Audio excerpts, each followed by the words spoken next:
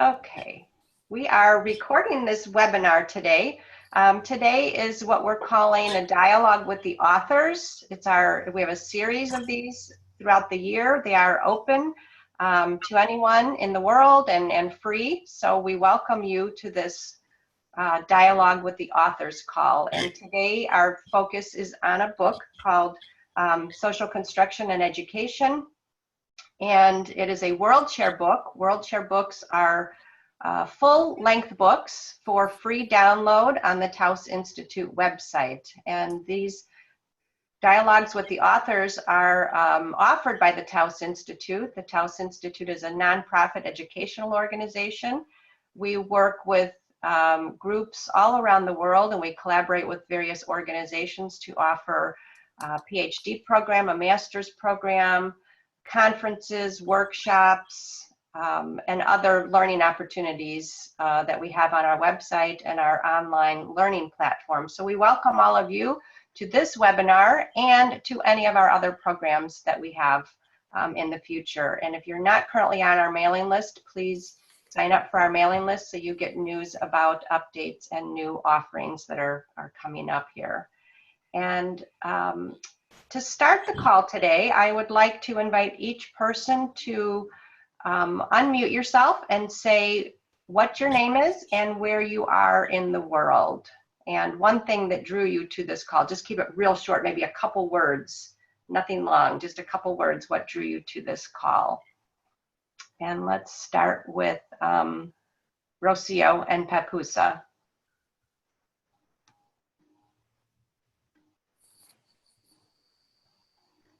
Okay, now our mic. Okay, I am Rocio Chaveste from Mérida, Yucatan, Mexico, from Cannon Hill. Welcome.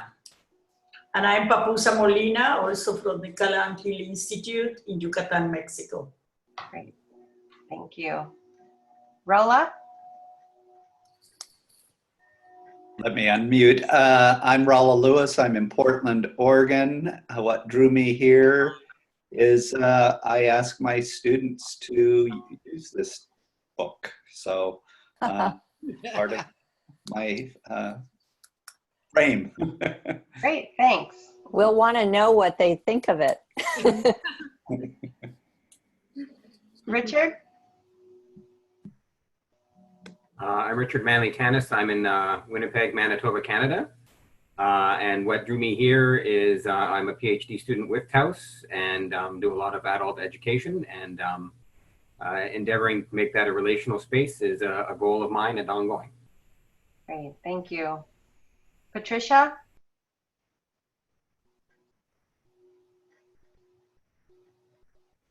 Hi, I'm Patricia, and I'm from Newton, Massachusetts. I'm also in the Taos program and a teacher in adult education, and for such reasons, I wanted to join this webinar today. Yeah, great, Thanks. Thank you. Gwen?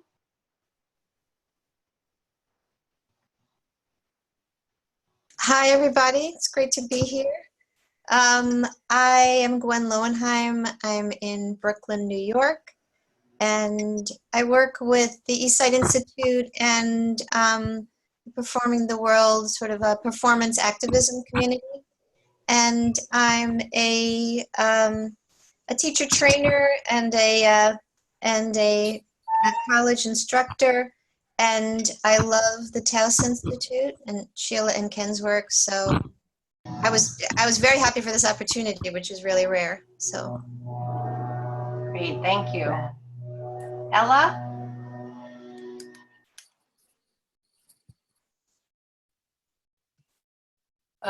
Yeah, hello, I'm Ella Amir. I'm from Montreal, Quebec, Canada. I'm usually working with families affected by mental illness, but I'm very interested in prevention of mental health issues, and education, I think, is critical. So I'm very happy to attend. Thank you. Amira?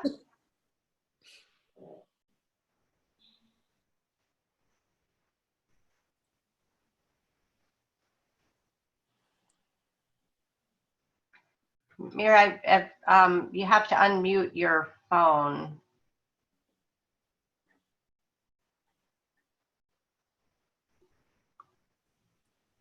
We can come back to her. Robert? Hi, I'm Robert Mendelsohn with the Southern California Counseling Center in Los Angeles. And I am here to learn more about the Taos Institute. I'm very happy about this opportunity. Okay, great. Thank you, Robert. And we're having a hard time hearing you, so I don't know if you have a setting on your input for your voice into your computer, but maybe you can play with that a little bit and get that a little bit louder for us so we can hear you. Okay. All right, and Kwan?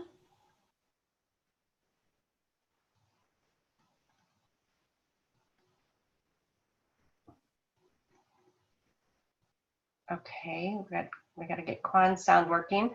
You can use the chat. If your sound is not working, please feel free to use the chat. And Mira, are you with us? Can you hear me now? Yes. Oh, okay. Hi. So Mira, I'm in Vancouver, BC. I'm having to use the phone because my computer's not giving me any sound. And I just started with Taos a couple of months ago. I was really interested in appreciative inquiring how that would support the supervision work that I'm interested in. Great, thank you. All right, well, I think we can get started. So I'm going to turn the call over to Thalia. Actually, Dawn, this is Gwen. I have a very quick question. Okay. I lost access to the book, the link that I didn't download it. I was just going through the link. Is there any way you can resend a link maybe in the chat? I will put the link in the chat window for everybody. Okay, great. Thank you. Okay. And in the meantime, also, there's one more Zoom setting. You can either have it on gallery view or speaker view. If it's on speaker view, you have a big picture in the middle of the screen. If you have it on gallery view, you see all the pictures of everybody on the call today. Mm-hmm. There's gallery view, yeah. Okay. So Thalia, I'm sending it over to you. Hi, I'm Thalia from Athens, Greece. I'm at the University of Athens. I'm a social psychologist, and I was one of the 4 people that took the initiative of putting this book together. And we thought that the way we will break up the time today is that we'll split it up in 4 sections, and I will take up the first section introducing the book and the ideas that motivated us to put it together. And then I will pass on the word to Sheila and then to Eleftheria. And then we can do a last section where it would be very interesting if you could contribute with examples that are à la manière of those examples produced in the book that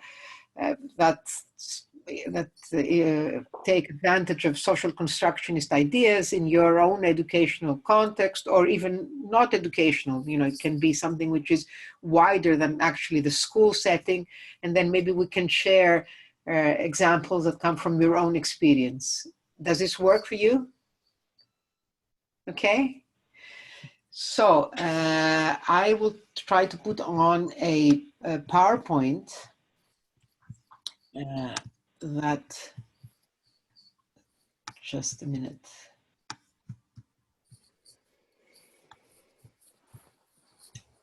Once more, how do we do that, Dawn? How do we bring it up? Share your screen at the bottom. I think it's a green, yeah. Mm-hmm. In the middle of the bottom.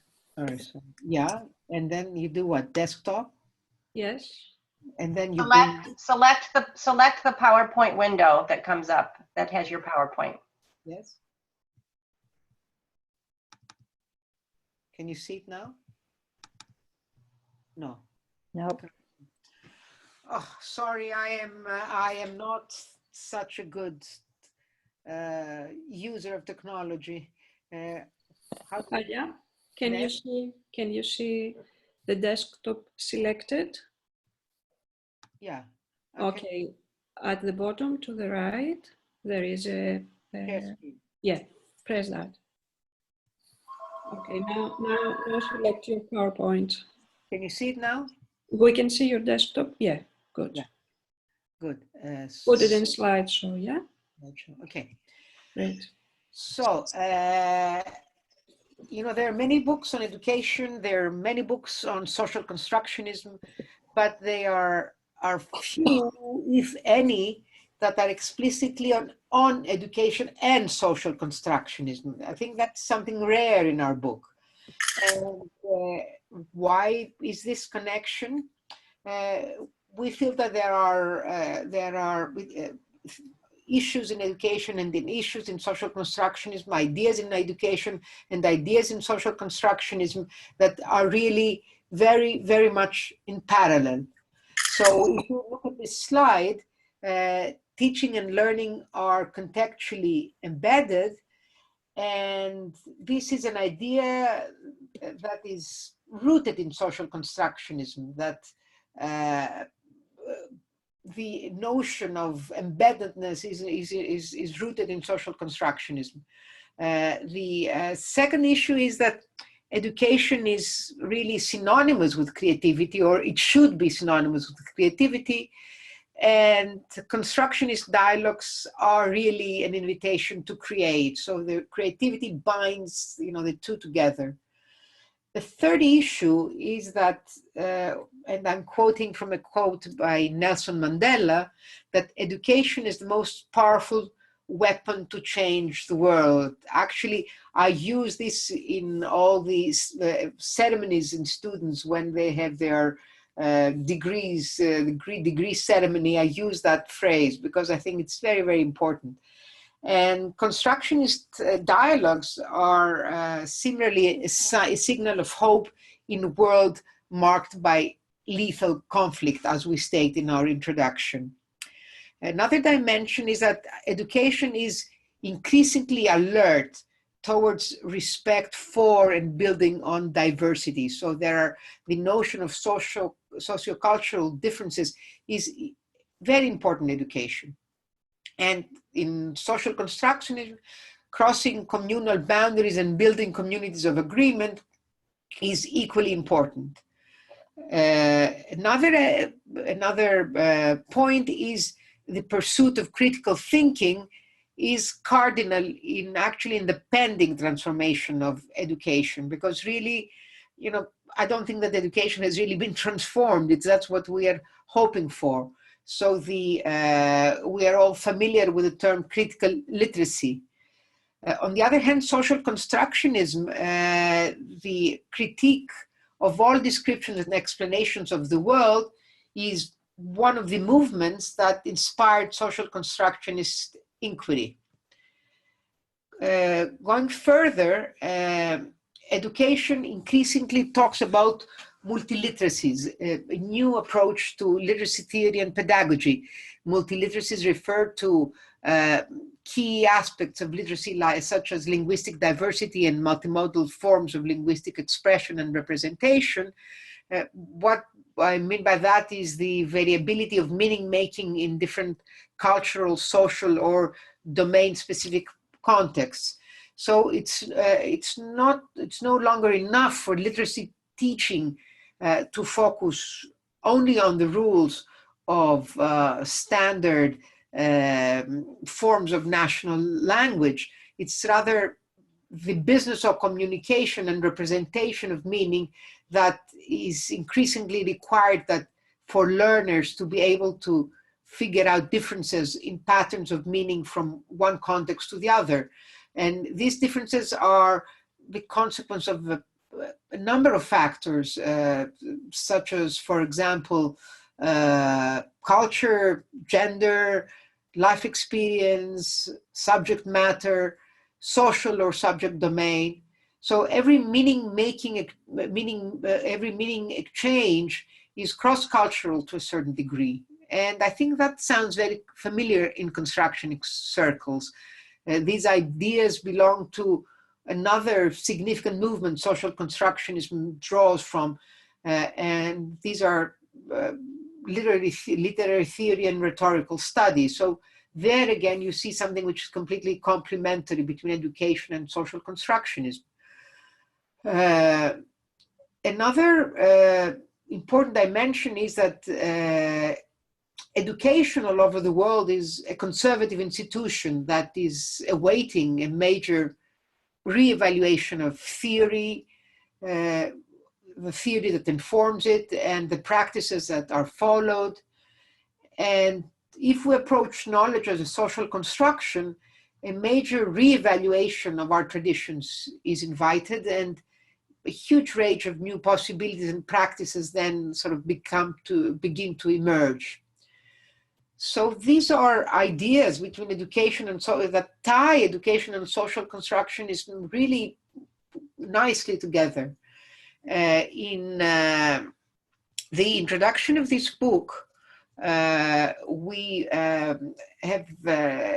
say that constructionist ideas challenge educational policy and practice, and they have important implications. So now, instead of starting first with education and then going on to social constructionism, I'm sort of turning it around, and we have 4 points there. The first one is that for constructionists, all knowledge is contextually based, and this emanates from particular groups with particular values at particular times in history. And issues such as questions such as, can there be universal knowledge? Can there be a single given curriculum? Can school deliver knowledge that is outside deliberation and issues of needs, values, and possibilities? This is really one big challenge for educational policy and practice. A second one is that for constructionists, there is no value-free knowledge. I mean, we know that. We know that education is not value-free either. Jackson, way back in 1968, introduced the term hidden curricula, and what he meant by that is the unspoken values that are in curriculum. And we, the editors, invite an orientation that permits an appraisal of the implied values as well as the positive potentials of these values. The fourth point is that for constructionist, knowledge is not accurate, an accurate and sort of objective representation of the world. It acquires its meaning from social action. It's social action that gives it its meaning.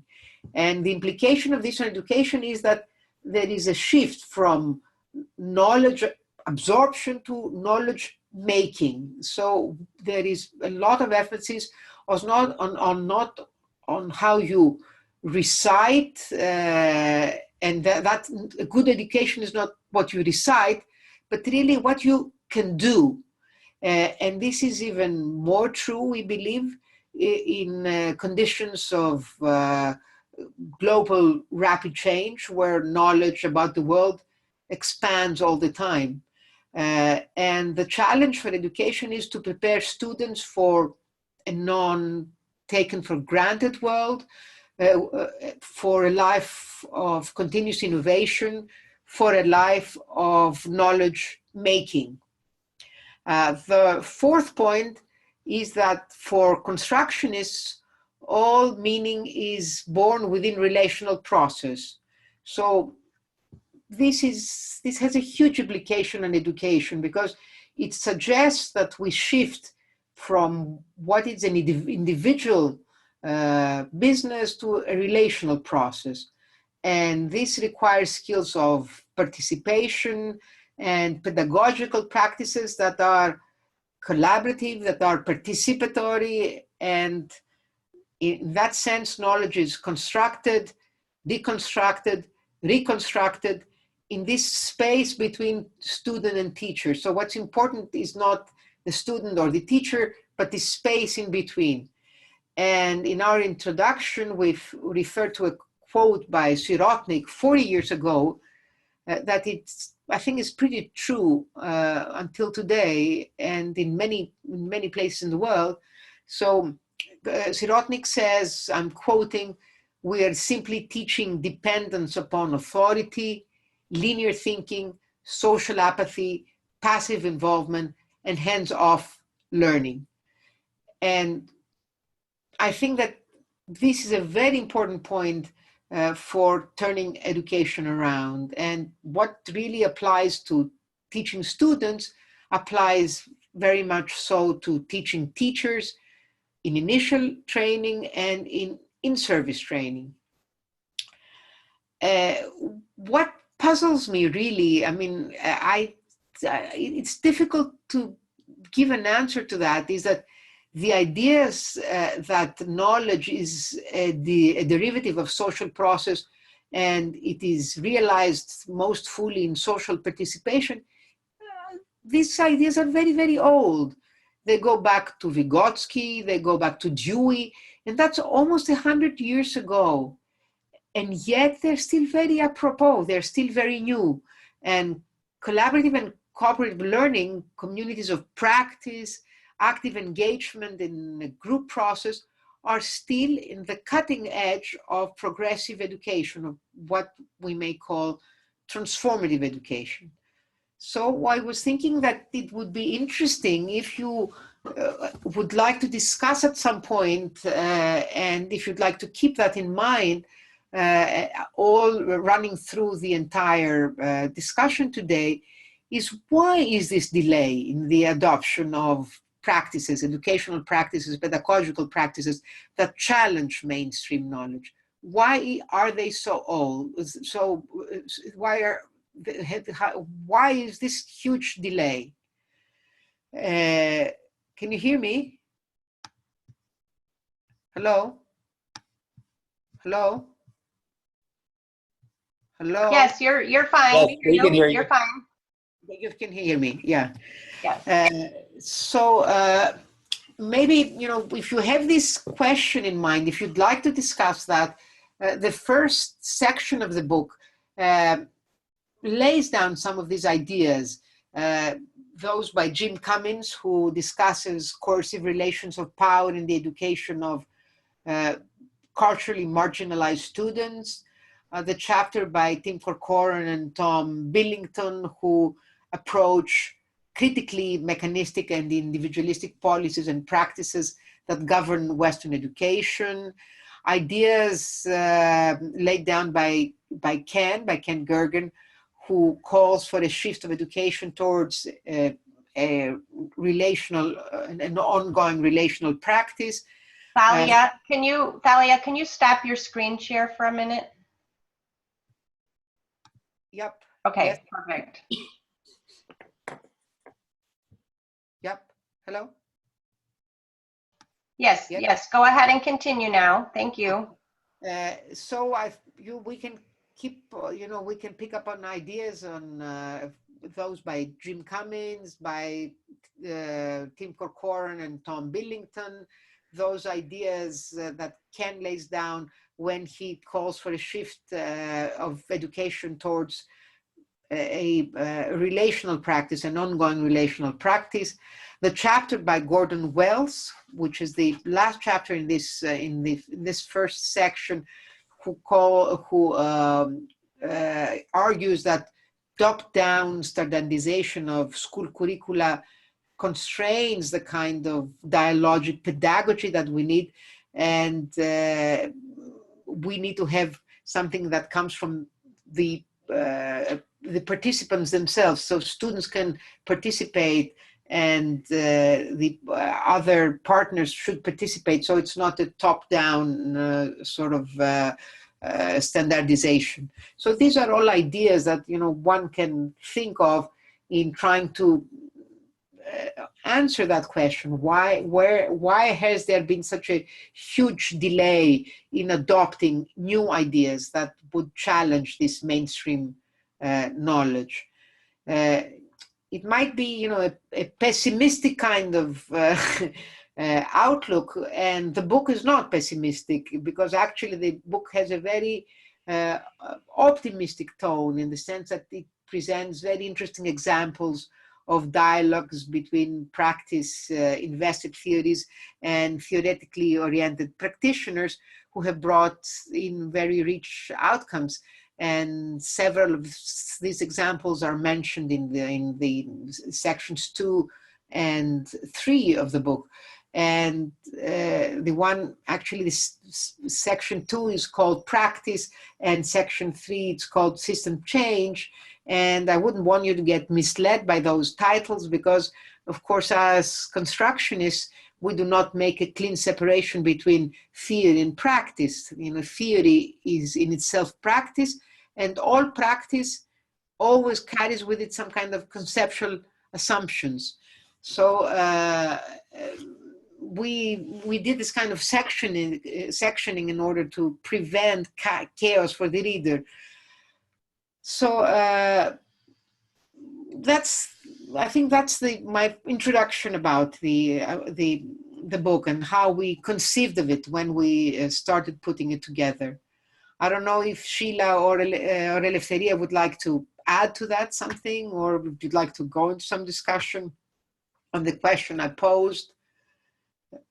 Sheila, Eleftheria, do you want to add something to that?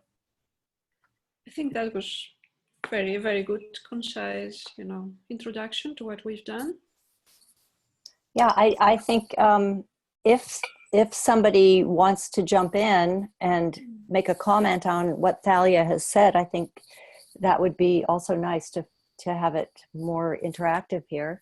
Absolutely, yeah. Mm-hmm.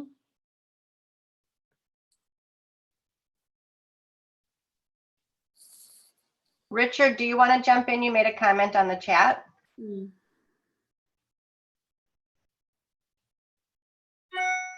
I was just struck particularly by that tension when you were asking the question about why has it taken so long.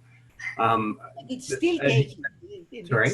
It's still taking long. I mean, it's not that it's still in the process of. Yes, and for me, part of the response that resonates for me to your question is that the very nature of the educational model resists that kind of inherent challenge. We may be able to critique the system, but we're still part of it. And how do we actually do that dialogically with a system that doesn't actually, sometimes feels like it doesn't want to have the conversation? True. Yeah. Yeah, I mean, the examples in the book, they try to do exactly that, to just try to turn the system around so the system will have some kind of conversation, and it can be done. Just one other thought is that the system itself, I mean, this is not incongruent with the critique, but the system itself sees the critique as binary in nature, right? Mm-hmm. So even if the intention is to be dialogic and be constructive creatively with one another, the system often sees the invitation into conversation as still having an agenda of right and wrong. I think then that's a failure on our part, on us making the critique, because one of the most important things about a relational constructionist approach is that it's not about truth. It's not about saying this is what needs to replace all this bad individualist modernist stuff. That the real irony is, if you step into the philosophical space of constructionism, then you can actually use any of those kind of classic and standard techniques, procedures, ways of acting, and so forth. But now you're using them because that's what's responsive to those with whom you're interacting, rather than using them because that's just the way it should be done. So I think your point is a good point, Richard. I just want to say that we're the problem to the extent that we start making this sound like dogma. You have to believe this, and this is the way it should be. And I think that in the early years, I'm thinking 30, 40 years ago, when we were writing about this, these ideas were written about in extremely dogmatic terms. And over the years, sort of that tenacious hold on the new truth has been released, thankfully, and we see a lot more accessible and a lot more recognition that the kind of multiplicity we're embracing includes those voices of modernism and individualism as well. But when they're useful, not not because they're true. It's interesting, you know, one of the chapters that takes up this is the chapter by Mary Gergen, and the way she introduces what would be a more interesting way to teach an introductory psychology course. And she said that these courses are very dreary and they're very structured in a way that does not interest students, and does not interest them because they do not apply to what are the needs each time. So they are very, you know, each chapter, each theory has its own truth, and that's completely separate from the theory of the second chapter, let's say. So she tries to do that in a much more interesting way. I learned from reading her chapter, and I started doing what she does. Is she gives this little quiz in the beginning of these, you know, sort of survey courses, Intro to Psych, and she gives a problem, and then it's a multiple choice, and you select, you know, what's really going on in that problem statement, and each of the statements, each of the selections, you know, one is a behaviorist. It doesn't say that, but the terms are. Another would be a psychoanalytic interpretation, and so forth. And it's just kind of a fun way to bring students into what their own sort of dominant discourse is without them even knowing it, because they just think this is the way the world is before they come into a class like this. So and it works really well. Yeah. I do a little bit I built a little bit on that in my introductory methodology courses, because there again, students come with, you know, set ideas. So. Yeah, it's great. Other comments or questions at this point?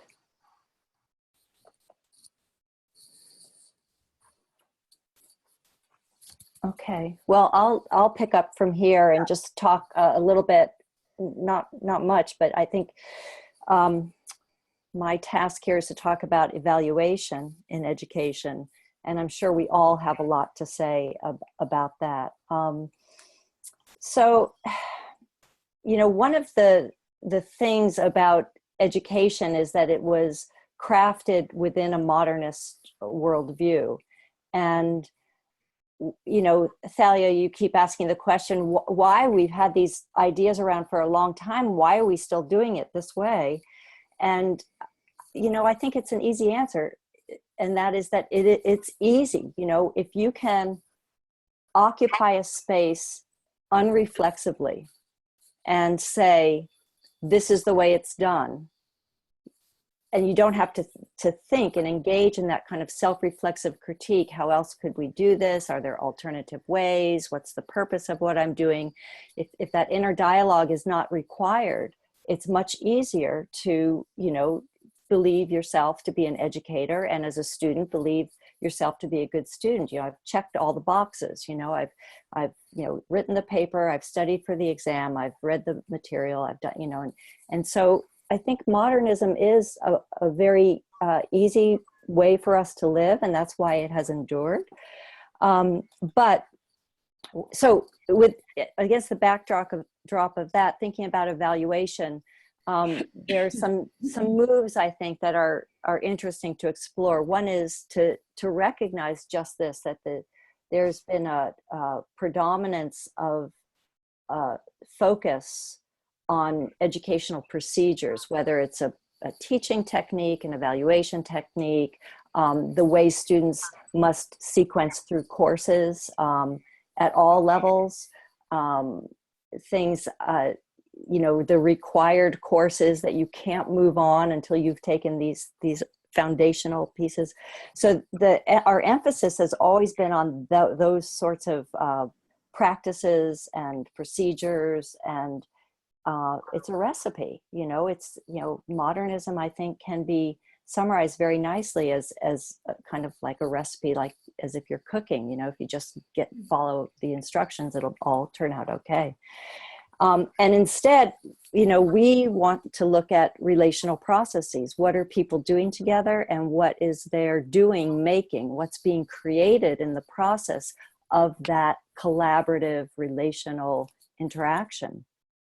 So when we talk about evaluation, You know, we have to, when we're stepping into this world, we have to say, okay, how can evaluation look at relational processes rather than look at the procedures, the techniques, the, you know, the check boxes. Okay, this person got all the check boxes, so they will be evaluated positively. So, you know, are we going to evaluate techniques, you know, how someone writes, how someone takes an exam, how someone teaches, or are we going to evaluate our co-action, our coordinated action with one another? A second kind of challenge that we confront is that in the modernist world, knowledge is treated as a commodity. You know, I have it because I'm a professor and I'm going to give it to my students. But what if we think of knowledge instead as an action, as a relational activity, something again that is that emerges in what we do together? So then evaluation stops being a sort of we presume it's a way of really assessing what is on your mind or what cognitive abilities you have. And instead we start looking at the quality of our coordination with one another. Okay, how well is this? I'll give an example in my own teaching at the university. When students have to write a paper, I frame that paper as an extension of our conversations in the classroom, and that they give me a piece of the conversation, I read it, and I make comments, and I give a grade. And the grade is not a grade of them or of their knowledge, but it's a grade of the quality of our conversation, of our interaction. And if they want the conversation to be better, they can rewrite it. And if they want it to be better, they can rewrite it. And they can rewrite and rewrite and rewrite as many times as they want until they say, you know, I'm tired of this conversation and I'm okay with how it is. So so to really, you know, to shift from do you understand these concepts? Did you get the knowledge? To what are you doing with it, and how are we able to connect around that and talk about that? And I think a third challenge when we think about evaluation is in traditional approaches to education. You know, education is supposed to yield experts. And I think from a relational point of view, we want to switch that to say, I would say, education generates the possibility for us all to be social activists in one way or another, to actually do something in the world. So we're more concerned about the doing. How does what people are teaching and learning allow them to do things differently in the world that are useful, not that are true or right, but that are useful. And then of course we always have to ask the question, you know, useful for whom? Whose criteria, who's excluded, who's included, when does this way of knowing, this way of acting lose its utility? You know, that there's a continual change and transformation always going on. So I think those are some sort of broad stroke ways of thinking differently about evaluation, but I think one of the most useful ways of thinking about evaluation within a constructionist frame is to take the E off the word and think about valuation. You know, what is it that we value? Because we're so ensconced in a world of identifying the failures of people, the problems, the gaps, and that we're used to it, you know, and that's really a tragedy. I think that the people we meet in an educational context expect to be told what they're doing wrong. They don't often expect to be told what they're contributing or what they're doing well. And so the question is, how can you play with that? And I think, Richard, you meant in the little comment that you typed, the first one, you were touching on this. How can we, for those of us who work in these institutional contexts where we are required to do things like grade our students. We have to evaluate. And if we don't, we will lose our job. How do we kind of resolve that tension, you know, that we want to do things differently, but we have to do this? And I think there are a couple of things to keep in mind. One is, and I tell this to my students all the time when they say, oh, you're teaching all this relational stuff, but how come you get to grade us? You know, and then you have to go backwards and say, you know, I chose to be a member of this institution. And by being a member of this institution, I implicitly and sometimes explicitly agreed to follow the rules, regulations, guidelines, procedures, etc., that need to take place here. And you, by choosing to be a student at this institution, have also agreed to all of those. So I have to grade you, you have to get grades. Now that we have that context set and we understand that, how can we play within that? So that becomes the key, not to outright reject grading or reject evaluation in education or reject any educational aspect, but to say, as long as I'm going to be a member of this community, how can I accept and simultaneously, I'm going to use a strong word because it's powerful, but simultaneously kind of sabotage those policies and procedures. You know, that's what I mean by social activism. So, you know, I do all sorts of things with my students. I already told you that one, you know, that about how they write their papers. I have in an interest in what I teach being generative and useful and purposive for them, instead of just being like, okay, took that course, now I'm on to the next thing, and they never remember anything from it. Years ago, it was extremely time consuming, but I would give oral exams, and the way I would do it is invite the students to bring either a family member, a friend, a boyfriend, a girlfriend, a coworker to my office at their specified time. And the job was for the student to tell their guest, to explain to their guest what we were learning, what we were talking about. And the instructions I would give to the guest would be, don't just nod yes, you know, and to make your friend here look good, okay?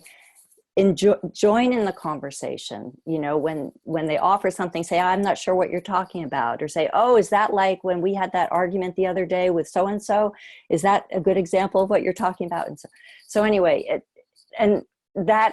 so in that case, the ability to translate information from an educational context, from a classroom, into everyday life, into your conversations with other people who aren't the small little cluster of people in that particular class or seminar, really is a way of testing how people can use these ideas. And then the evaluation, of course, becomes a part of that conversation, so that we start valuing what was done well in that conversation.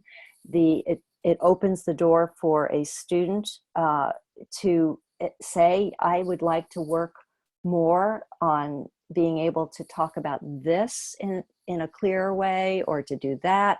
So it really opens the possibility for both teacher and learner to put aside this pathologizing aspect of evaluation and open up one that is really a way of valuing, and that creates a generative process where something comes from that. So, you know, another thing to think about, I think, is Thalia, you mentioned, you know, the multiple worldviews, multiple realities. So what does success mean? You know, when we're engaged in evaluation in an educational context, success means, in the most common form, it means that the students can tell the professor what the professor wants them to tell them. You know, has walked away with the names, the dates, the concepts, the definitions, and things like that.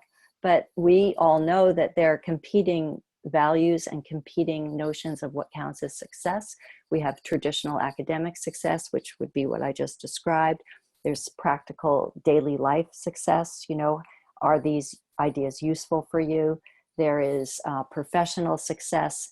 And so we can broaden the range and still be true to traditional academic success. I mean, if you, for example, are going to write a PhD dissertation, you need to know how to speak the language of PhD level research. But how can you do that in a way that also makes your research relevant to the world? And I could tell, I had a PhD student many years ago who really didn't care about speaking to the world. She only cared about speaking to her committee so she could get her PhD, and then maybe one or two people that might read the summary of her research if she published it. And that's not what we want to be producing in education. We want to produce people who can contribute to making the world a better place to live, and allowing us to go on together in different and more productive ways. So I think that orienting question for evaluation and education should be what's useful, how is it useful, for whom is it useful, how will you put this into practice? And there are lots of ways of doing that. The chapters in the book talk about that. I have several. It's a question actually that when my son was in 4th or 5th grade, his math teacher would ask at the end of every quiz or test, you know, they do a test on long division, let's say, and then there'd be a question that would say, name 3 ways knowing how to do long division will be useful to you in your life. And I thought that was a great way to sort of straddle both worlds. You know, you need to learn how to do long division, but you also, it should mean something to you. It shouldn't be just an academic exercise. So let me pause and ask, you know, well, we had this question about evaluation. What is the place of evaluation in education, and how can we evaluate in a relational manner? So I'm wondering if some of you have stories or thoughts about experiences where you could emphasize more the value and the contributions people are making rather than the critique of what's not happening. Thalia, you're muted. You have to unmute. Can I add something? Yeah. Yes. You know, whatever you said resonated beautifully with what I started saying, and the focus on meaning making and the focus on doing rather than, you know, repeating. And one dimension that we didn't discuss, not you, neither me, is the joy that one draws from learning. Is this evaluated? You know, Charu Sharma has a chapter in using drama in Indian school, and she talks about it as joyful learning. So where is the joy? Can we evaluate the joy? Does this mean something? The pleasure that one gets out of yeah. what?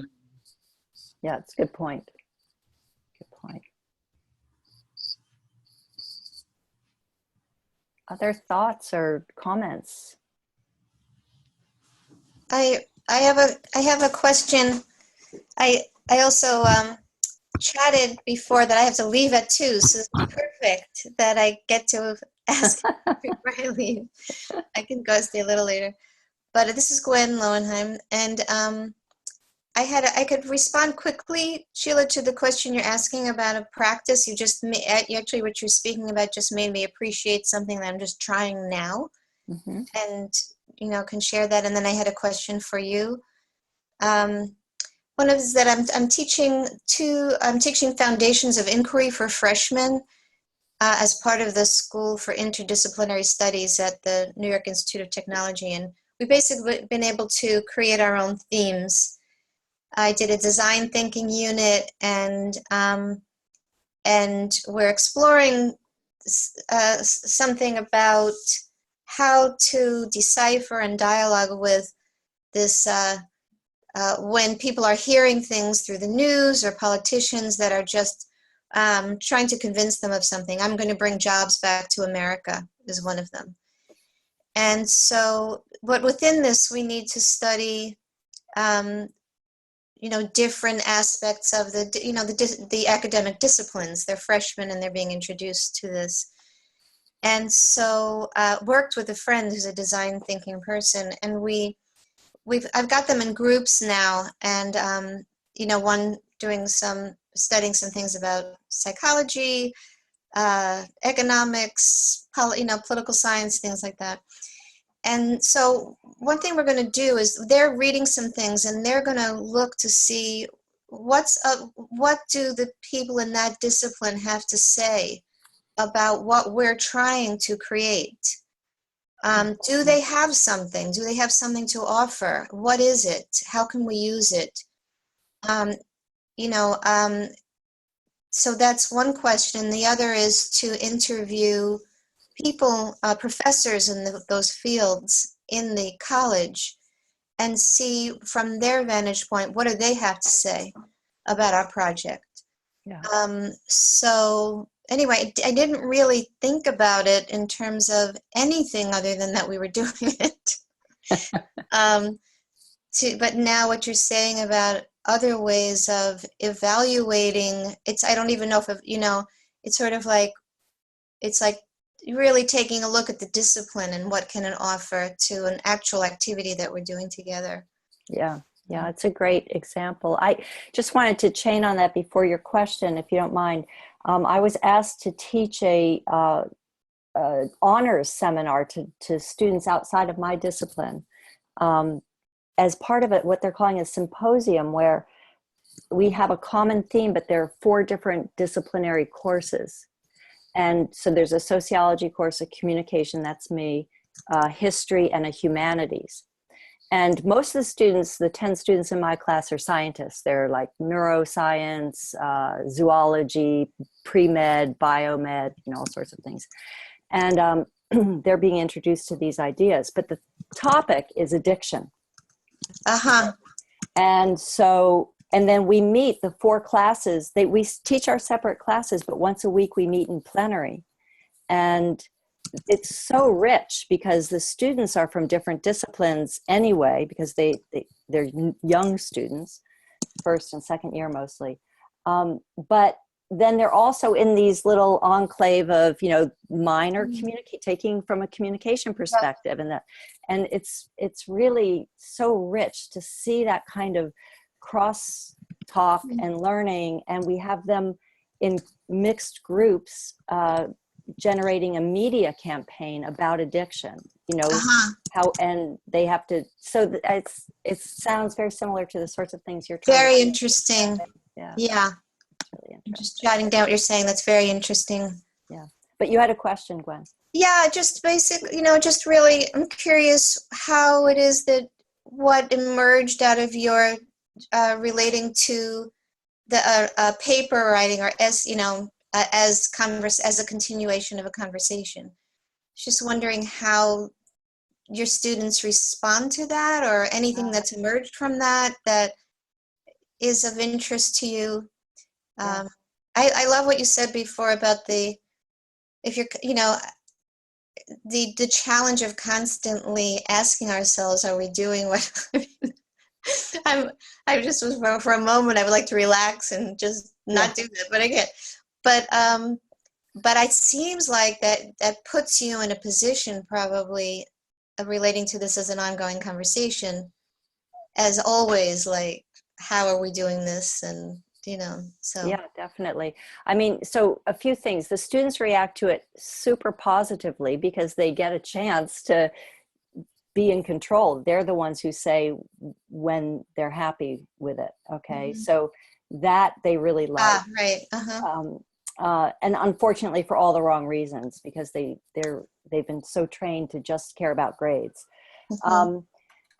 But what happens, this is the sort of social activism and subterfuge that I always like to plant in what I do, is they really learn this stuff. It takes them a while to think, oh, this isn't just stuff I can memorize and take a test on. I actually never give tests. This is this actually has to do with my life, and I can do something with this. And through this ongoing conversation of writing my response, right, you know, they get that, they come to that. So, you know, as I always say, when they say, really, you're going to let us rewrite our papers as many times as we want? I say, yeah, you know, it's a funny thing, but I'm in the profession of educating, not failing. So, you know, because they're so used under the guise of this, you know, I might fail. There's also one other practice that I was talking with you, Richard, about the other day, but that I like, but it doesn't go far enough. I mean, it's still got the competition embedded in it, if I could figure it out. But someone once told me that what they do is they make in every class a group. So group of 4, group of 5, group of 3, doesn't matter. And for everything that has to be done in that, for that class, every person does it, but they have their group, and their individual work gets graded, but the grade that gets recorded is the average of the group. And the reason the person designed this was so that, you know, if you have a super efficient, smart student, and then you have a lazy bum, that the super smart student is really going to help that lazy student, because it's would be in his or her best interest. Because if my grade is going to be the average of everybody else's, and I know, Gwen, you're going to bring me down, you know, then I would help you, and then you get this collaborative learning. Now, of course, I don't like the premise of why I would help you, that only because to benefit myself. So it doesn't go far enough. But if we could tweak that practice in some way, such that, you know, people, you know, they're so used to what's my grade going to be. If we could, like, how are we doing? How is this whole course going? How, you know, where are we failing, and how could we change? How could we change it? Not me. So those are the conversations. And yeah, maybe one of the questions can be how do we need to organize ourselves so everybody can learn this? Exactly. So yeah, and that's a conversation that, like, for me, has to happen from on the very first day. And I spend a lot of time, if it takes 3 weeks, to how are we going to be a community that is supportive, collaborative, you know, attentive to each other, responsive, and so forth. And it takes a while. You can't just walk into a room and expect that to happen. I appreciate it. Thank you so much. Okay, good to see you. Good to see you. What is, though, listening to you now, I was just thinking that, you know, we talk about students and how they are trained and socialized in grades and in a specific way of thinking. And I was thinking that these ideas are so much more meaningful when we talk about young children who have not been, you know, that their mind has not been sort of really contorted in thinking in a specific way. If we could do such, you know, such strategies with 5-year-olds, with 6-year-olds, with, you know, with young children. I have an example from my the project I'm running, which was a different way of teaching literature to 10-year-olds or 11-year-olds. And then at the end of the term, the teacher said, we're going to take a test. And the children said, a test, but we had no classes this year. All through the year, there was no proper teaching. I mean, they didn't register as proper teaching. And of course, it was incredible teaching. And incredible teaching because this teaching was so relevant to their own lives. They were studying about a poet, a Greek poet, who talks about a poem which says, if you do not want to spoil your life, you should respect, I mean, I cannot give you the lines in English now. And then they talked about, you know, poetry really. And another poem that is, if they built walls around you that surround you, and then you're cloistered in, you know, your life gets cloistered. And the young student, you know, in another class who was 14, and she was a Romanil girl that was engaged by her parents at the age of 14. She was engaged. And she said during the class, sir, this poem is very much like my own life, that I do not, possess and own my life. And 3 months later, she came to the class and to her teacher, and she said, sir, after this poem and after this teaching, I decided to dissolve my engagement because my life belongs to me. So, I mean, to me, what kind of evaluation do we need? What kind of teaching do we need? That's real. That's what life is about. So, if we could, start with students and with children when they're young, because by the time they become students in the university, we've almost lost them. Yeah, yeah. That's a great example, and I'm wondering. I'm experimenting this semester with. I always experiment with something beyond the final research paper, and something that will allow, I say, I want you to do this in a way that allows you to see what you have learned, not show me what you've learned, but more show yourself. And I've asked them to think about a challenge that they confront in their life that they'd like to change. And they think about it throughout the entire semester as we're talking about these ideas. It's a course in social construction. And then they write about it at the end, or they can do a video, or they could do whatever they want.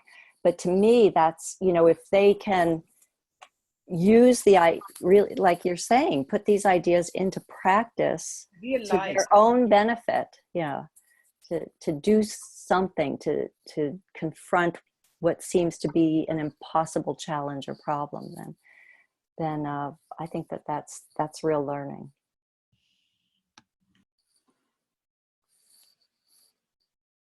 I see. I'm going to try to read these comments, but why don't, Eleftheria, why don't you go ahead? You're on mute.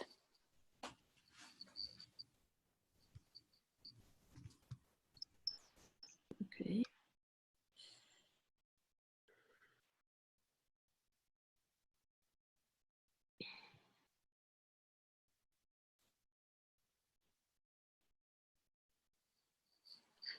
Okay, can you all hear me?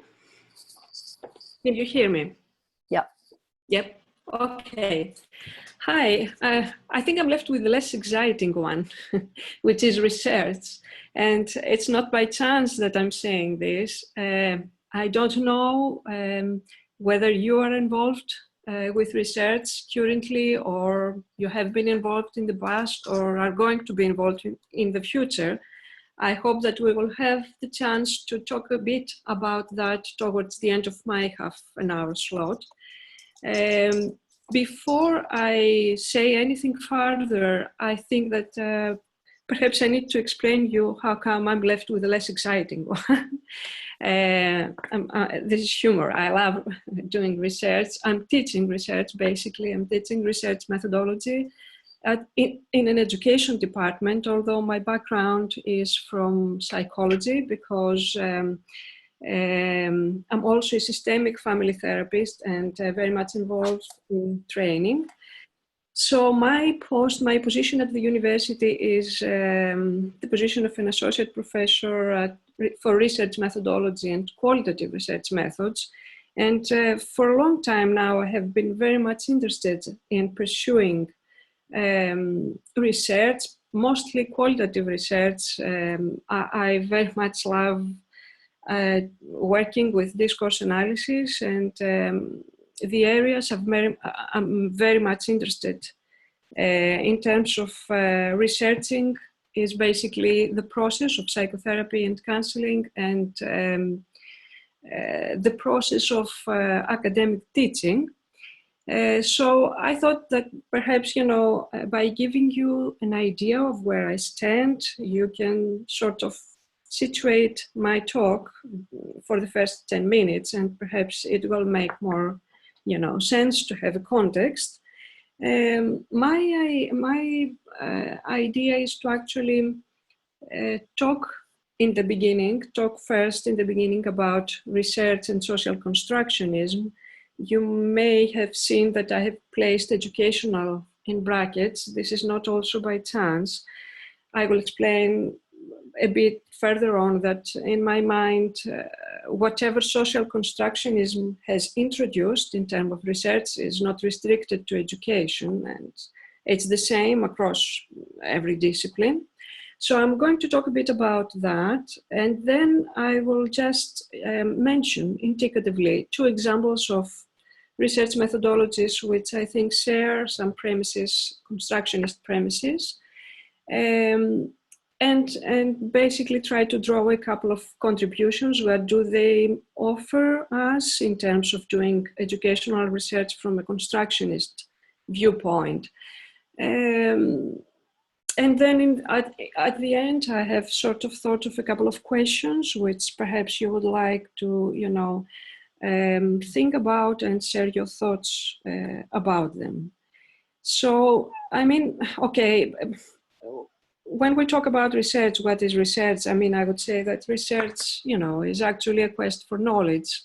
We enter a process of inquiry while aiming to, get to know a phenomenon or a process.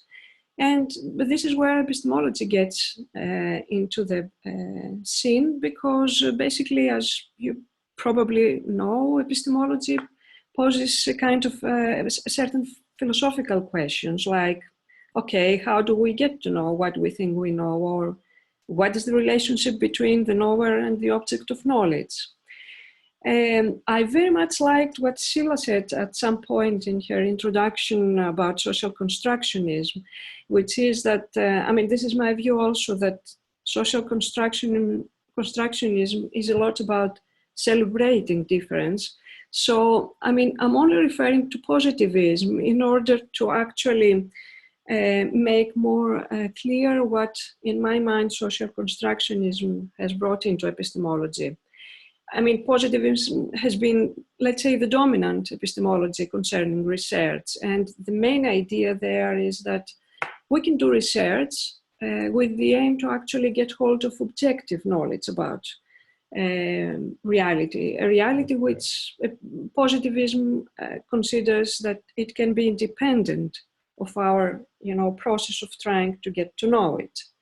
Whereas I think social constructionism has, as we all know, placed in brackets, in parentheses, both the notion of objectivity and the notion of reality, in that, as Thalia said in her introduction, it has claimed that we can have no truth or reality claims outside context or culture.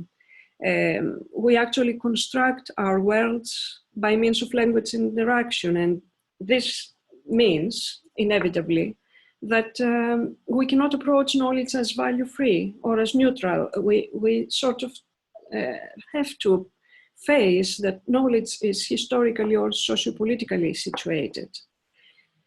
And science is not excluded from this discussion. Gergen has been very keen on pursuing that in his writings, because actually from a social constructionist perspective, science also becomes a construction, something that we jointly, in the context of a certain community, at a certain and given time, agree that it is. And the same goes for scientific knowledge. What is scientific knowledge? If we stay with social constructionism, it can't be value-free knowledge, it can't be neutral, it can't be an accurate description of an existing reality out there. So what are the implications concerning research, which, it's considered the means to scientific, knowledge or inquiry?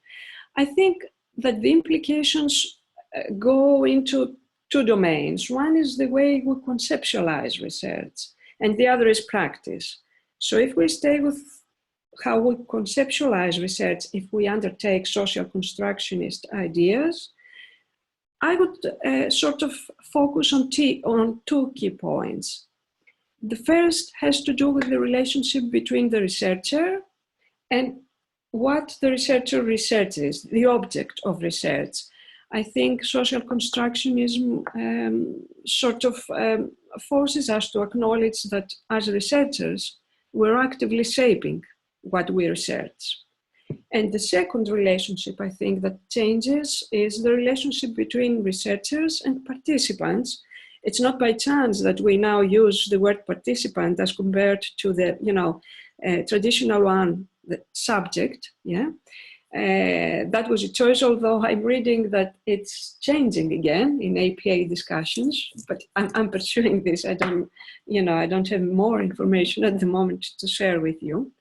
But anyway, what changes is that while doing research, we aim for a more collaborative, less hierarchical relationship between researchers and participants. But as I said, there are also implications concerning how we practice research. Maybe you're all familiar, I've already used this term, qualitative research. There is a very long-standing tradition by now. And there are some basic, let's say, ideas that qualitative research approaches share, like the preference for constructing knowledge from the perspective of the people we study, not from the perspective of our own preconceived ideas as researchers, or a preference for approaching phenomena holistically, of preference for trying to make rich descriptions of meanings or of experiences, and also preference for a researcher who is involved, who gets close to people, who is not detached or standing somewhere outside their relationship with people. If we want to think about more concrete examples of what this means when we try to do research, we could think of, for example, ways to collect our data, like interviewing or observations, or in participatory research, we might even engage participants to collect their own data. Or we can think about, we can also think about our results or findings when we conclude a research process, not in the form of laws which exist universally or outside context. For example, an example for that would be like a statement like students who work in groups do better in exams. This is not the type of finding or knowledge that we can, get when engaged in constructionist research, because it's abstract and decontextualized. And if we want to think about the relationship between the researcher and participants, I think action research is a good example. There we actually minimize distance, because participants become researchers along with the researcher. As I said, there is a variation of research methodologies, of course. I don't think that we can say that what is out there, everything favors a constructionist perspective. So this is the reason I have indicatively chosen action research and discourse analysis to share with you as examples. I'm not sure how familiar you are with action research, but just to draw in a picture about it, the aim when doing action research is actually to intervene. There's a strong activistic perspective in action research. And as I said, it's not very accurate when doing action research to talk about researcher and participants, because both researcher and participants co-construct the research design, which has a very recursive kind of nature.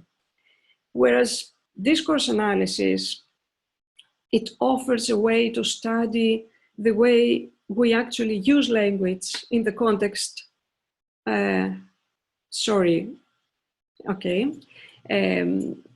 it offers, I was saying that it offers a way to study language in the context of our interactions, how we use it to construct the world. I'm not sure why it's going away anyway.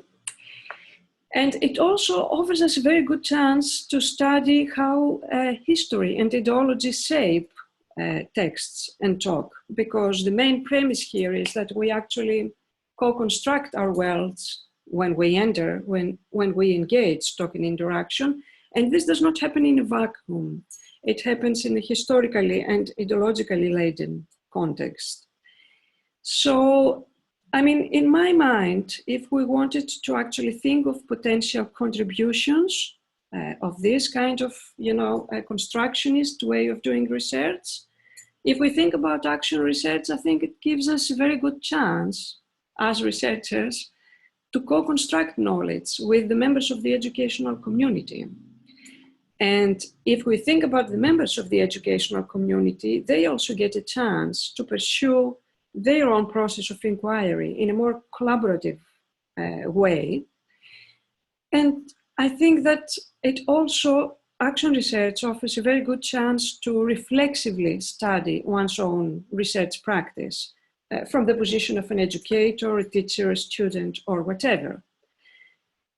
Discourse analysis, on the other hand, I think is a very good opportunity to scrutinize in detail the way we actually enter conversations with our students, with our members of the educational community. For example, one can study recordings from classroom talk or from academic lectures. And thus it gives us a very good chance to get to know how education is jointly constructed in the course of our everyday conversations. This is a very basic premise for social constructionism, actually.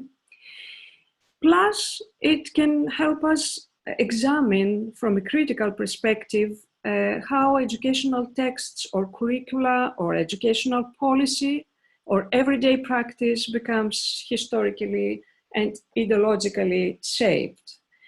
So, having said the positives and the contributions, there are 2 points in my mind which bear tensions, are not so easy to handle in constructionist research. I think the first has to do with what I think of as a power asymmetry between researcher and participants. How do we actually, and I think this is a tension relevant not only to research, but to everything we have been talking so far. How do we find a way to collaborate from these different sort of backgrounds? And another tension has to do with, I think, how to actually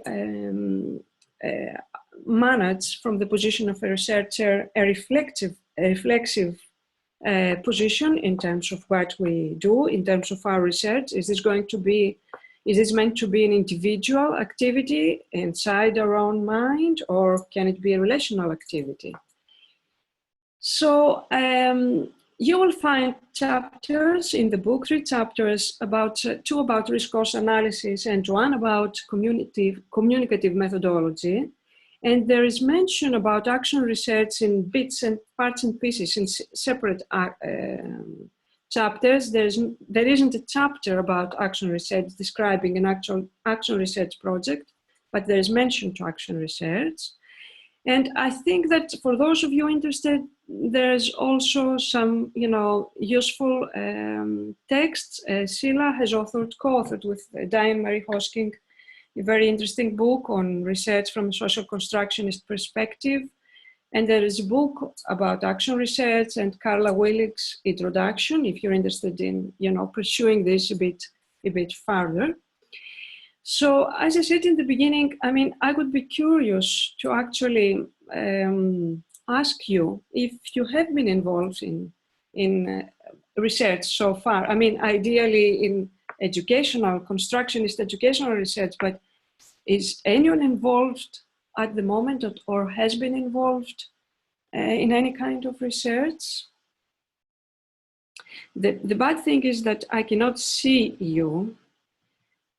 So, Dawn, is there something I can do, because I can only see? You turn your screen off. Sorry? Turn your screen share off. Okay, I will turn that off. yeah, I was wondering whether we could still, have a look at the questions and myself being able to talk with people, but it's okay. I remember the questions. So anyway, have you been doing research? Yes. Yeah, I do research and I teach research methodology at the Curricula Institute. For me, I have a question very specific for you because discourse analysis for me is kind of, still the power is in the researcher. So how do you construct relationality in discourse analysis? Because for me, it's not clear. Yes, I love this question. I do not claim that I always construct relationality to begin with, because I very much agree with you that discourse analysis basically acquires a kind of expertise that people who are being researched usually do not have, and this is the situation, okay? Now, having said that, the kind of discourse analysis I'm more engaged in is a trend of discourse analysis, which is called discursive psychology, very much affiliated with conversation analysis. And a very basic premise there is that actually discourse has a reflexive quality. This means that when you actually have a look at a conversation, an idea is, this traces back to ethnomethodology, right? Ethnomethodological ideas, which means that the talk itself has got markers which sort of help you understand how people themselves make sense of each other. Because, for example, if you have a conversation, the answer that somebody gives to what has preceded his answer sort of reveals the way this person has understood or made sense of what the other person said, okay? So this is one way that I think that helps me to actually reserve a constructionist and relational aspect, okay? Which is that when I look at people's conversations, there are there are markers in the talk which sort of show me how they make sense of each other, okay? But having said that, this does not change at all the fact, because this is a fact, I don't know if I'm allowed to use words such as fact when talking about social constructionist ideas, but this does not change what you said in the beginning. And to be honest, I don't find anything that wrong, let's say, in that, because I think that social constructionist is not, the way I have perceived it, okay, is not about throwing away whatever expertise one may have in one field. It's a different way of making something useful in my mind, because if I analyze academic lectures, then perhaps the perspective I can bring into, while doing not such a relational way of research, may be very useful on a reflexive level, because educators or lecturers or therapists can have a look at what is going on in the detail of how they talk with their clients or students. And this can be I think, a very powerful intervention. I mean, I experienced that being a very fervent systemic family therapist when a student of mine did research on initial therapy sessions. And what did she find out? That my favorite type of questioning, circular questioning, was actually, not perceived, but undertaken by family members as instilling blame on them. I'd never thought about that. And so the discourse analysis, yeah, okay. So I don't know if you have reflect on John Schotter used this almost at the end of his life. He was talking about dialogicality or dialogic analysis, in which the core researchers, so not to call it participant and researcher, but the core researchers go back and forth looking at the discourse and making sense together. So it's not an activity that is done by the researcher. The researcher spontaneously answers to that what the participants bring, but then the participants respond spontaneously to what do the researcher brings. And it's a continuous dialogue until they all agree that this is what they all want to say that they are saying. So at least that's what I'm finding now with my students, that we are doing this dialogical, we call it dialogical research, in which everybody enters into dialogue until everybody I think feels that it has meaning, that is meaningful. I think this is a great idea. I know that there is, the chance of doing this practice. I only think that it fits certain kinds of research or questions. It doesn't always fit, because sometimes you either have no, group, or sometimes you actually analyze, you don't have interviews to analyze. But if you have the chance to do that, I think it's very fruitful. In my mind, however, this relates to one of the tensions I mentioned also, which is if the other group of participants are researchers, then I find it easier, to engage into a process of negotiation in order to construct a joint meaning. But if the other participants do not have the same access to knowledge, for example, they are students, then I think that, there are many ways to handle it, but I think there is an issue there of how the person who is at the position, of different access to knowledge handles the difference. So, but that's why for me it's also an ontological question and not just epistemological about how do we constitute knowledge? Because if we believe from the social constructionist perspective that knowledge is constructed through language, in dialogue and in relationship, then we all have access to the same knowledge that we are co-constructing. It's just an idea, and I like ideas that I get challenged every day, and I'm thinking every day as I teach research. No, I love these ideas because I actually also find them very challenging. And what I find challenging, really challenging, is that next to this idea that you have just said, we also, in my understanding, share the idea that there is power in the world and there is an institutional context. So, I think that we all try in our everyday practice to find a way to balance that, And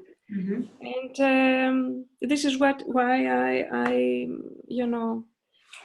think that it's not easy. It's not always easy to find a balance and to, remove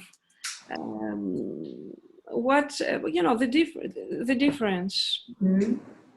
It's I don't know, but I really like these questions. Thank you very much. I struggle with these issues every day here at the university. We all do. Dawn, do you think maybe we could invite? I don't know. I'm wondering if others have questions or have examples of practice that are good illustrations of what we've been trying to talk about what this book is about. If we could invite you to share, that would be great. Yeah, I think we're a small enough group we can stay together at this point. Would you want to do that, or would you want to break into smaller groups? No, I think we're a small enough group, I think. Yes, Okay. let's stay together, yeah. Okay, so examples of, No, yep. I just want to ask, what is the idea of putting in like categories, the discourses between, for example, the students and the researcher? What's the idea of that? Sorry, I'm not sure I have, you know, heard your question. Can you please repeat it? Yeah, because I was thinking in the way that you just, when you said that, well, it's done in the same level or something like that, it's not like categories, access to knowledge. The access of knowledge was in different categories. What's the idea of that? I just want to know. Okay, I will answer, but if I have not understood correctly what you are asking, please Thank stop you. me, okay? Okay, I think that you're referring to my idea that when, let's say, me as an academic lecturer and my students engage into a joint process of research, I said that in my mind, when we enter this relationship, we enter the relationship, I said, from points of different access to knowledge, okay? What I mean with that is that I have been trained, for example, for many years, say, in discourse analysis, okay? Whereas my students, they have not been trained. This is the first time they are listening to discourse analysis, learning anything about discourse analysis, plus they are learning it from me also, yeah? Which is a further complication. So let's say we decide to run a project on discourse analysis. They have their research project to undertake, and we reach the point, let's say, of analysis. I think that we enter this scene from different viewpoints.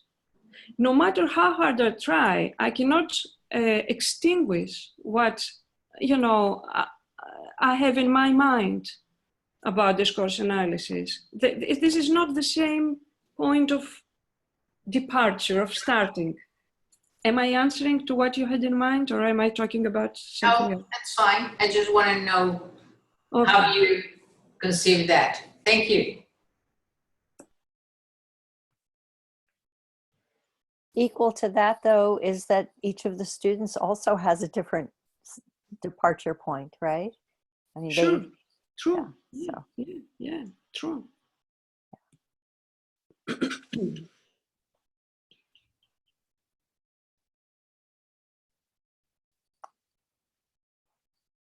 Robert? Yes. Robert, go ahead. You've got to unmute yourself. Sound okay now? It's, your volume could be much better, much improved. Is that any better, or? It's a little better. Okay. Well, if you can hear me, we're engaged in training people to as therapists here. They're often young adults, sometimes older adults, and we have classes in family therapy and systems and narrative therapy.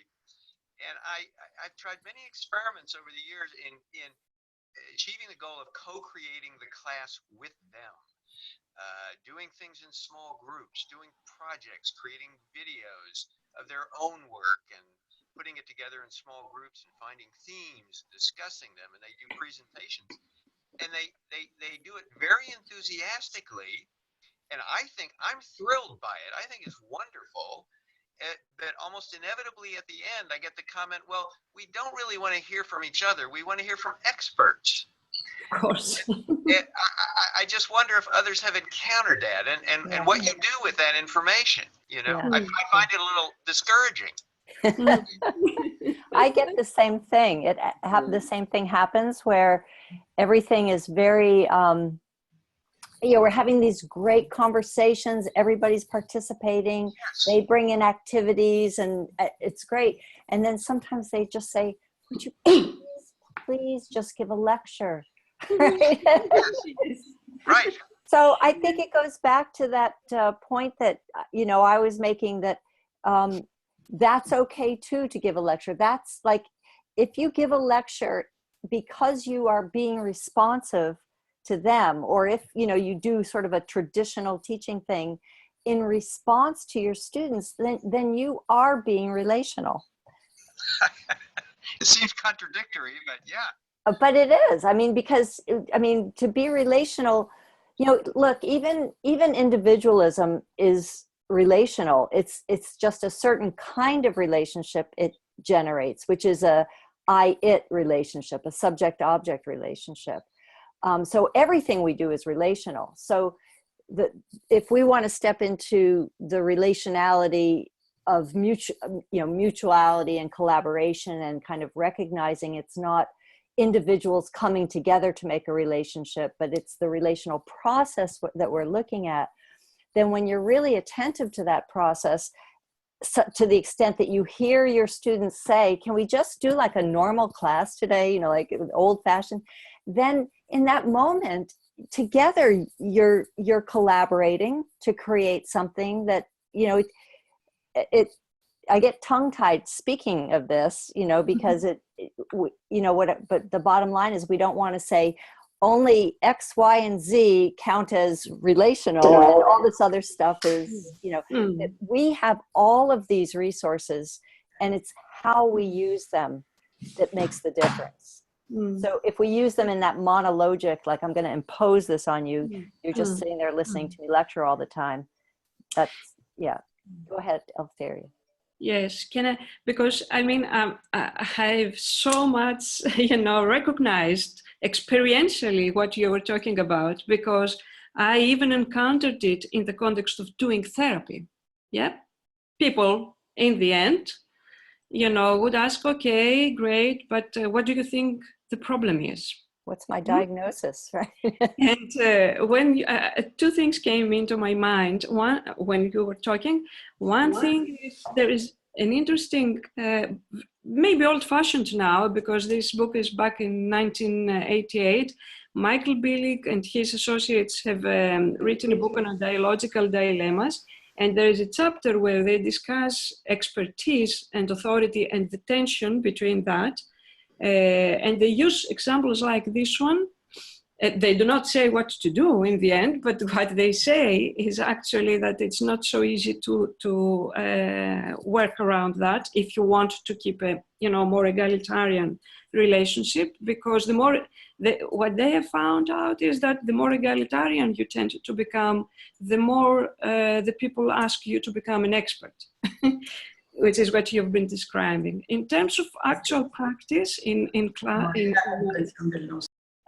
academic teaching, another thing I have been trying to do is actually to start the interaction by trying to share with my students exactly this, you know, put it into words. Like say that, you know, okay, we're here. It's a bit similar to what Sheila said earlier on, that, you know, we're here in this context, okay, and I'm here because of this, and I have this role, you're here from a different position, okay. So, and then I actually, you know, have include bits of both in every meeting. I include bits of, you know, lecturing, having defined the context beforehand, okay, and include bits of doing things together with them. I don't know if this helps. Perhaps it's not the best way to do a relational kind of thing, but, you know, I try to put this into the conversation rather than, you know, leave it in the open with, and then, you know, I get a question at the end. But I don't know. Very helpful, thank you. Yeah. I want to go back though. I want to go back though to, real younger ages, because it's too late when we students. They've already been trained to think, what's a proper class, what's a proper answer, what is right, what is wrong, and then relate also what Sheila was saying about evaluation earlier on, about how we are trained in really pointing to the negative of what's wrong, and go back to, real young. Go back to babies, go back to toddlers. This kind of, evaluation that we start with what you don't do right, but never what you do right. Or, first graders, second graders. What is a proper class for a second grader? What's a proper class for a third grader? Because, some years ago, proper class meant, and still means in some contexts in the world, you just sit straddled on a chair for hours, and you're only 6 or 7 or 8, and you're not allowed to speak, to move, nothing. You just sit there. So we have to really fight for introducing those concepts early on in life. To me, that's really what would bring about change. Yeah. Because students, it's too late. Well, it's not too late, but it is late. It's late. It's late. Thalia, do you have an example of that in your work with young students? And can you give us a picture of a classroom where the students are really involved in many different ways?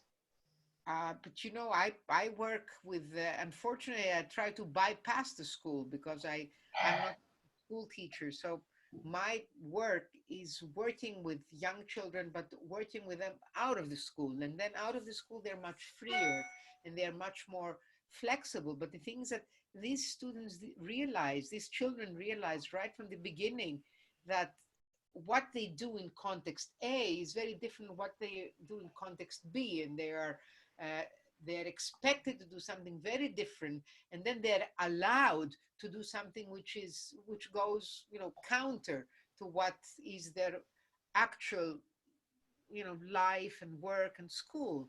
So they enjoy that very much because it's not real school. But the thing is, how can you move the not real school into the real school and try to change that? Because I think all teachers, I think, I'm not a school teacher. I'm also a student teacher. I'm teacher on a tertiary level.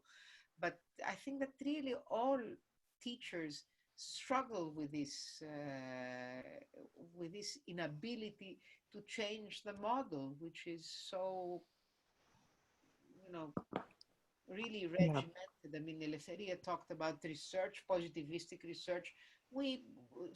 Teachers in schools in first grade and second, they are positivistic teachers at that age. So what? Yeah, my daughter is in her first year of teaching. She's teaching in the city of Chicago, and she was assigned a kindergarten class, so 5 and 6 year olds.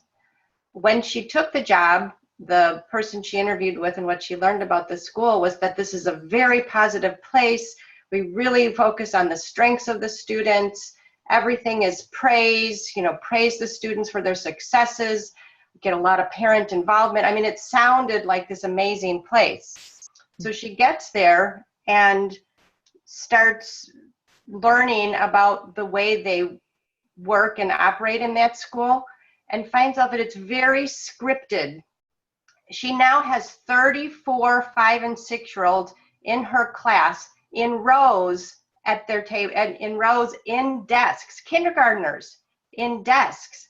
No hands-on activities. It's all sit at your desk and listen and be good and quiet. There's no playtime, there's no free time, there's no interaction time. She has them from 7:45 in the morning until 4 o'clock every afternoon in this setting. And it just breaks my heart to think that these students are in this school that was supposed to be a vibrant, positive place of learning, but in reality, it's so structured. It's just a shame. And the thing is, what is very sad is that countries that are progressing, for example, let's say China, with students do very well in the international tests and all that. Incredible the way teaching goes on. They start very early in the morning until late at night. Everyone in their own desk, very individualistic.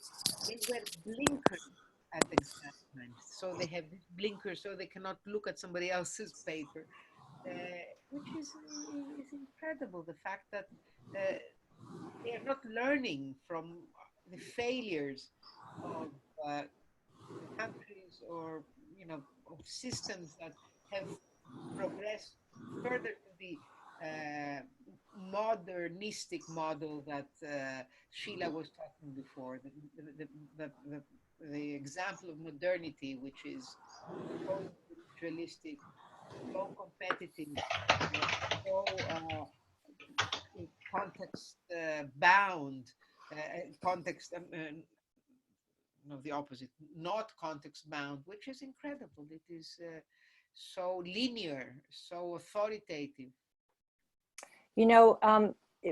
One of the ideas that we haven't explicitly stated, but is worth bringing into this conversation, I think, is what some people refer to as macro social construction and micro social construction, with the macro being, a sort of a Foucauldian analysis of the dominant discourses that we live in. And then macro being the day-to-day interactions, looking at social interactions. So the thing is, there are some people who separate those out and don't see them connected. But it's pertinent to this point because we have, at the macro level, a dominant discourse about education, okay? And dominant discourses are just known, one when you see one, because the person will always, if you say, why did you do that? They say, because that's the way it's done, okay? Then there you're in a dominant discourse, all right? Whatever the thing is. So you have that, and then you have the way people interact, but those dominant discourses emerged from people interacting, and they stay alive and they remain dominant only insofar as people keep interacting that way. So I'm thinking about this issue now, like in a twisted way, those kindergartners and first graders, that your daughter has, Dawn, can't you imagine that some of them, because they've seen what school looks like, they have older brothers and sisters that this is school, that they want to sit at those desks, that they want to act into that, sort of way of being. I'm not saying that that's a good thing, but it's a real illustration of how it's not just like the people in the know need to change things. It's the people interacting on a daily basis that can create that change. And so, for us, yes, it's great if it can start young, and it should. I completely agree with that. But it doesn't for, the people I teach there, it's already ingrained in them. So, how can you shake that up and invite them to start acting differently into an educational context? And one thing I do is I ask on the first day in group, I ask them to interview a partner about the best learning experience they've ever in their life participated in. And it doesn't have to be a school experience, just any learning. And then they kind of interrogate each other, like, what was it, describe that situation. What did you do that made it really, vibrant? What did other people do that really made it vibrant? And then they share that, and we get these lists of things that people do that contribute to making a really vibrant, exciting learning environment. And then, I ask them, okay, imagine that this class is going to be like that. What do we need to do? What are some agreements that we need to make, and how do we need to act? And so within the first week or so, they've already more or less written a contract about, they've taken note that there are things that they can do that make their learning exciting. And that's like, no one ever asks them that, so all that's that self-reflexive, like, oh yeah, I could be more active in this. And then they make these commitments to each other and to themselves to actually try to recreate this in the collective. And it's very powerful. It seems to work. So, you know, there are things we can do, but as I started out a while ago, you know, it's a lot easier not to have to do all this work. It's a lot easier just to walk in and give a lecture and leave the room, right? So, I'm curious, can you hear me? yes, perfect. Okay. I'm curious, how much are you giving them in terms of control over the classroom? So you introduce this idea to them, but then obviously you have to have some sort of syllabus. I mean, nuts and bolts, like what, Yeah. what is that contract like? Well, it's been all over the map, you know. There are a few times where I went in and I said, okay, we're all in this seminar because we're all interested in this topic, theoretically, and right?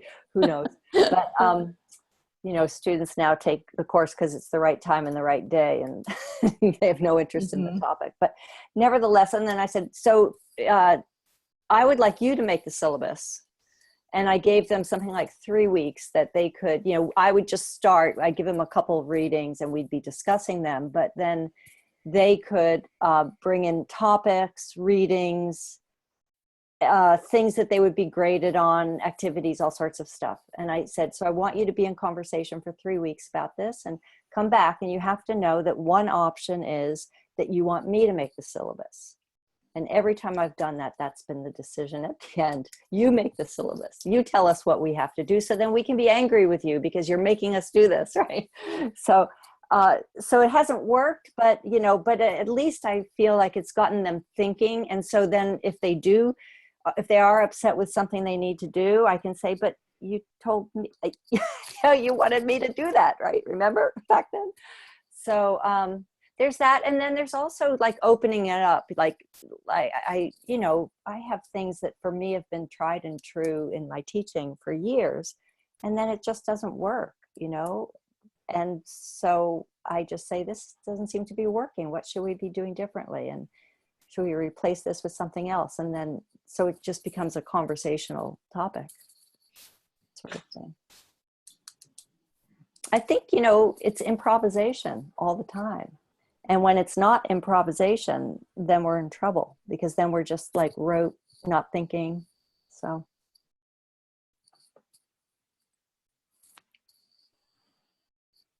Rocky, you want? Do you have do I have a time or not? Not anymore. Okay, that's fine. Yeah, we are basically at our end of the call today. And I would like to invite everyone to continue this conversation if you feel so moved to do that on the Taos Institute online learning community space. We use a Ning platform for that. And you just have to join the Ning platform. It's free and you get a login, and then you can go to the page that's dedicated to this conversation. I will post the recording of this call there, so you have it. I will also post the slides from this call on that page. And you can also download the book. If you haven't read it yet, you can download the book and share it with others. It is free for downloading in a PDF format. I would like to thank Sheila and Thalia and Eleftheria about, just thank you so much for being here on the call today with us, sharing the book, sharing your ideas and practices. And if there's any last comments before we close off to the group, let's just take a minute and do that. Thanks everyone for being here and a nice conversation. Yeah, thank you. Thank you. Thank you very much for the conversation and for being here. Thank you. And Thalia, you're on mute.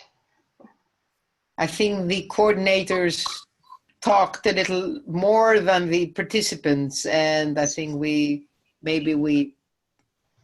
overburdened you.